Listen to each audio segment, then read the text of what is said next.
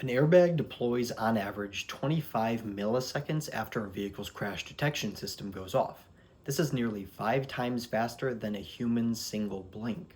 The airbag itself then deploys at roughly 200 miles per hour in order to save a life.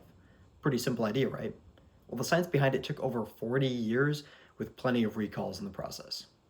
While the US didn't mandate airbags until September in 1998, the first airbag patents date back to 1953 by two scientists, John Hetrick and Walter Linderer, in the US and Germany, respectively, roughly 75 years before this video is being recorded. That first patent was for an airbag that's actually made out of the same nylon 6/6 material used in airbags today, with a couple modifications. But it was inflated by a compressed air mechanism through a mechanism that was either initiated by a spring, bumper contact, or even by the driver themselves. Later research would go to show that this mechanism was too slow to be effective, and it would lead to its replacement with the chemical and electrical airbag deployment that we've come to know today in modern cars. Older airbags would inflate through a decomposition reaction. This is when a larger substance decomposes or breaks down. Think about a large substance, AB.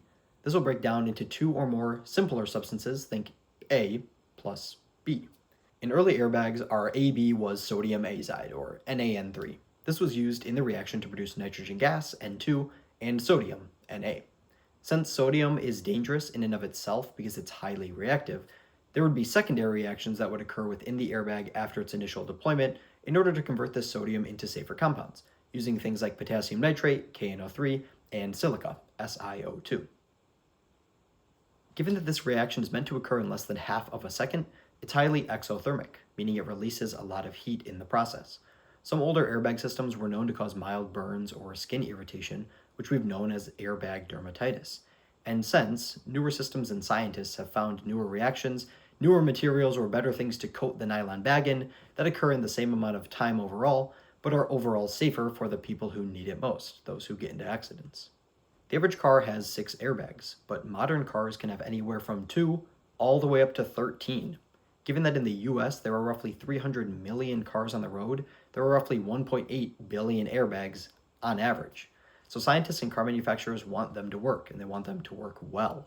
In fact, the National Highway Traffic Safety Administration, or NHTSA, states that frontal airbags alone have been noted to save more than 50,000 lives within a 30-year period, with estimates being as high as 70,000 lives when you include side airbags as well. But in creating the safest airbag, there were some bumps along the way, and those bumps would cause airbags to deploy either sooner than necessary or not at all. In fact, according again to the National Highway Traffic Safety Administration, more than 67 million cars have been issued warnings due to faulty airbags from the years 2007 to 2014, some of which are still driving on the road today.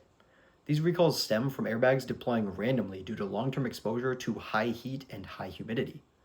Another roughly 3.7 million vehicles from the years 2014 to 2021 were issued recalls due to their airbags not deploying at all due to either faulty placement or wire systems. You can actually see online if your car was part of the recall, and you may qualify for free replacement of these airbags, which is pretty necessary. Guanidine nitrate, or CH6N4O3, is a modern, less potent ingredient used in newer airbags. It's combined with basic copper nitrate as an oxidizer in order to control the overall temperature, or that exothermic reaction that we were talking about earlier. This reaction still forms nitrogen gas, but it forms water vapor and some safe, solid carbon residue instead of the sodium, which required secondary reactions to break it down further. This reaction is initiated by a crash sensor that detects the impact, transferring that signal to an initiator, which triggers propellant behind the wheel to start the chemical reaction, where nitrogen gas is made in abundance to quickly inflate the nylon bag that's woven for high strength, heat resistance, and impermeability to gas. Sometimes it's the little things that often go unnoticed until they're needed that have a more complex history than you might have thought. So wear your seatbelt and drive safely. If you're interested in science and you want to learn something new about how likely space travel is, check out this video right here. And as always, if you learn something new, don't forget to like the video and subscribe to the channel so you don't miss out on any future content I have coming. Otherwise, I'll see you all in the next one.